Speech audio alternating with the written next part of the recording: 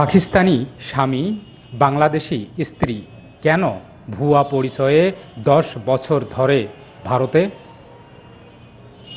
ভুয়া পরিচয়পত্র নিয়ে ভারতে বসবাস করার অভিযোগে বেঙ্গালুরু আর চেন্নাইয়ের পুলিশ ৮ জনকে গ্রেপ্তার করেছে। এই ৮ ব্যক্তি বাংলাদেশ ও পাকিস্তানের বাসিন্দা। তারা গত ১০ বছর ধরে প্রথমে দিল্লিতে, পরে বেঙ্গালুরুতে বাসা নিয়েছিলেন। এরা যেসব ভুয়া পরিচয়পত্র বানিয়েছিলেন তার মধ্যে রয়েছে ভারতের পাসপোর্টও। বেঙ্গালুরু পুলিশ যে ৪ জনকে গ্রেপ্তার করেছে তাদের মধ্যে আছেন একজন পাকিস্তানি নাগরিক, যার স্ত্রী বাংলাদেশের এক নারী। এই নারীর বাবা মা ও তাদের সঙ্গেই ভারতে বসবাস করছিলেন। এরা যেসব ভুয়া পরিচয়পত্র তৈরি করেছিলেন তাতে হিন্দু নাম ব্যবহার করা হয়েছিল। এই খবর সামনে আসার পর সাধারণ মানুষদের মধ্যে অনেকেই বিস্মিত হলেও নিরাপত্তা বিশ্লেষকরা খুব অবাক হচ্ছেন। পুলিশ কিভাবে এদের খোঁজ পেল? বেঙ্গালুরু পুলিশের কাছে এদের ব্যাপারে প্রথম খবরটা আসে চেন্নাইয়ের ইমিগ্রেশন দপ্তর থেকে। অভিযুক্তরা যখন বাংলাদেশ থেকে ফিরছিলেন তখন তাদের পাসপোর্ট দেখে চেন্নাইয়ের ইমিগ্রেশন কর্মকর্তাদের সন্দেহ হয়। ওই অভিযুক্তরা বাংলাদেশে একটি ধর্মীয় জামায়াতে যোগ দিতে গিয়েছিলেন।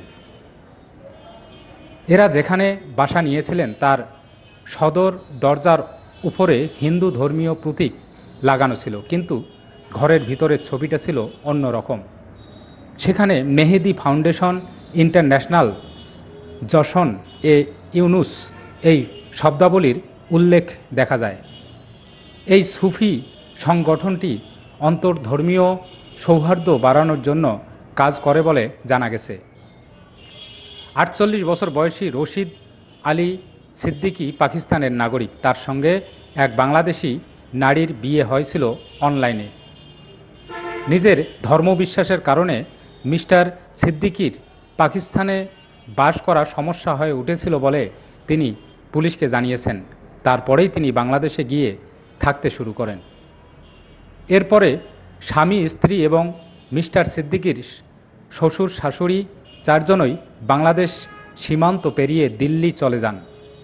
সেখানেই হিন্দু নাম, ভুয়া পাসপোর্ট ও ভারতের জাতীয় পরিচয়পত্র আধার কার্ড বানিয়ে নেন তারা, এমনটাই জানিয়েছে পুলিশ। রশিদ সিদ্দিকী ভারতে এসে নাম নেন শঙ্কর শর্মা। তার স্ত্রী আয়েশা হানি ফয়জান আশা রানী। মিজ হানিফের বাবা মোহাম্মদ হানিফ নাম নেন রামবাবু শর্মা এবং তার স্ত্রী অর্থাৎ রশিদ সিদ্দিকীর শাশুড়ির নাম রুবিনা থেকে হয়ে যায় রানী শর্মা। কর্ণাটক পুলিশের প্রাক্তন মহাপরিচালক এস.টি. রমেশ বলেছেন, পুলিশ এখনও ১০ বছরের পুরনো ঘটনার তদন্তে নেমেছে, কারণ হঠাৎ করেই এরকম একটা মামলা তাদের হাতে এসে হাজির হয়েছে। কেন এসেছিলেন ভারতে? এফআইআরে পুলিশ লিখেছে যে ২৯শে সেপ্টেম্বর তারা ভিলা কমপ্লেক্সে পৌঁছান। তাদের কাছে খবর ছিল যে ৪ জন বাংলাদেশি সেখানে থাকছেন। ওই ব্যক্তিরা সেখান থেকে বেরিয়ে যাওয়ার জন্য প্রস্তুতি নিচ্ছিলেন। মিস্টার সিদ্দিকী পুলিশকে জানান যে তারা দিল্লিতে থাকতেন। পরে ২০১৮ সালে বেঙ্গালুরু আসেন তারা। এদের সবাইকে মেহেদি ফাউন্ডেশনের হয়ে প্রচারণার দায়িত্ব দেয়া হয়েছিল। পরিবারের ৪ জনের পাসপোর্ট, আধার কার্ড, প্যান কার্ড এবং ব্যাংক অ্যাকাউন্টের সব তথ্য পুলিশকে দিয়েছেন। তিনি এও জানিয়েছেন যে তার এবং আয়েশার বিয়ে হয়েছিল ২০১১ সালে। বাংলাদেশে বসবাস শুরু করলে সেখানেও কয়েকজন ধর্মীয় নেতা সমস্যা তৈরি করেন বলে অভিযোগ করেছেন মিস্টার সিদ্দিকী। এরপরে মেহেদি ফাউন্ডেশনের ভারতীয় শাখার সঙ্গে যুক্ত মিস্টার পারভেজের সঙ্গে দেখা হয় মিস্টার রশিদের। এই মিস্টার পারভেজই পরামর্শ দিয়েছিলেন যে তারা ভারতে আশ্রয় নিতে পারেন। এফআইআর অনুযায়ী ২০১৪ সালে দালালদের অর্থ দিয়ে তারা ভারতে আসে। কি জানিয়েছেন ধৃতরা? মিস্টার সিদ্দিকী পুলিশকে বলেছেন যে মিস্টার পারভেজই দিল্লিতে বসবাসের বন্দোবস্ত করে দিয়েছিলেন। ওই ঠিকানা দিয়েই তিনি ড্রাইভিং লাইসেন্স ও আয়কর বিভাগের সচিত্র পরিচয়পত্র প্যান কার্ড বানিয়ে নেন। মিস্টার সিদ্দিকী এবং তার কয়েকজন আত্মীয় ওই পরিচয়পত্রগুলি তৈরির সময়েই হিন্দু নাম গ্রহণ করেন। তার এক আত্মীয় ইয়ামিন নাম নেন কার্তিক শর্মা, আর জয়নাব নূরের নাম হয় নেহা শর্মা। অন্য আত্মীয়রাও নিজেদের নাম বদল করে নেন। মেহেদি ফাউন্ডেশনের কাজে যোগ দিতে 2018 সালে মিস্টার সিদ্দিকী নেপালে গিয়েছিলেন। সেখানে তার যোগাযোগ হয় ওয়াসিম এবং আলতাব নামের দুই ব্যক্তির সঙ্গে। এই দুজন বেঙ্গালুরুর বাসিন্দা ছিলেন। ওই আলাপের সূত্র ধরেই মিস্টার সিদ্দিকী ও তার পরিবারের বেঙ্গালুরুতে আসা, এমনটাই জানিয়েছেন পুলিশ। মিস্টার সিদ্দিকী বেঙ্গালুরুর যে বাসায় থাকতেন তার ভাড়া মেটাতেন মিস্টার আলতাব। এরপরে অন্য সব ভুয়া পরিচয়পত্রে বেঙ্গালুরুর ঠিকানাই ব্যবহার করেছেন মিস্টার সিদ্দিকী। তিনি পুলিশকে এও জানিয়েছেন, ভারতে আসার পরে করাচির লিয়াকতাবাদে নিজের আত্মীয়দের ফোনও করতাম আমি।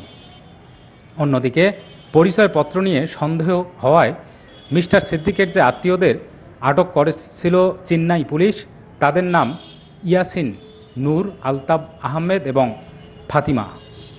এক পুলিশ কর্মকর্তার নাম প্রকাশ না করার শর্তে বলেছেন, বেঙ্গালুরু মিস্টার সিদ্দিকীর নতুন ঠিকানা। সেখান থেকে তিনি দাভানগরে, কালবুর্গি, রেলগাঁওয়ের মতো দূরবর্তী জায়গাগুলোতে গিয়ে মেহেদি ফাউন্ডেশনের জন্য কাজ চালাতেন। মেহেদি ফাউন্ডেশনের প্রধান দপ্তর লন্ডনে অবস্থিত। গোয়েন্দা ব্যর্থতা।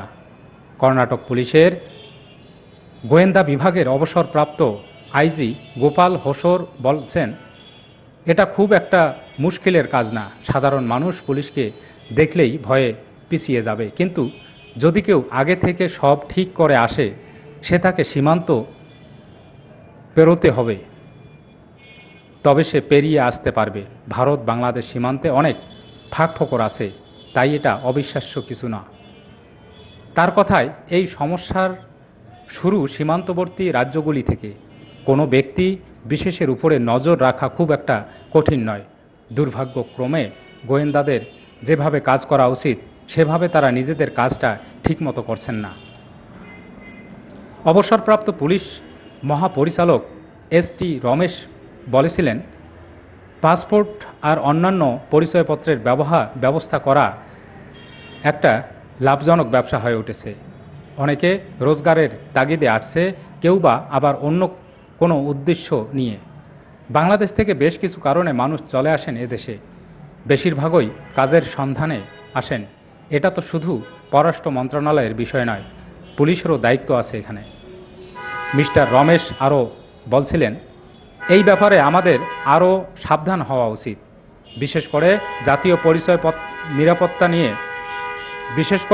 জাতীয় নিরাপত্তা নিয়ে যখন এত কথা হচ্ছে, থানা, জেলা, রাজ্য, এমন জাতীয় স্তরে পুলিশের উচিত আরও বিস্তারিত গোয়েন্দা তথ্য জোগাড় করা। এটা তাদের ব্যর্থতা। এখন কঠোর ব্যবস্থা নেওয়া উচিত।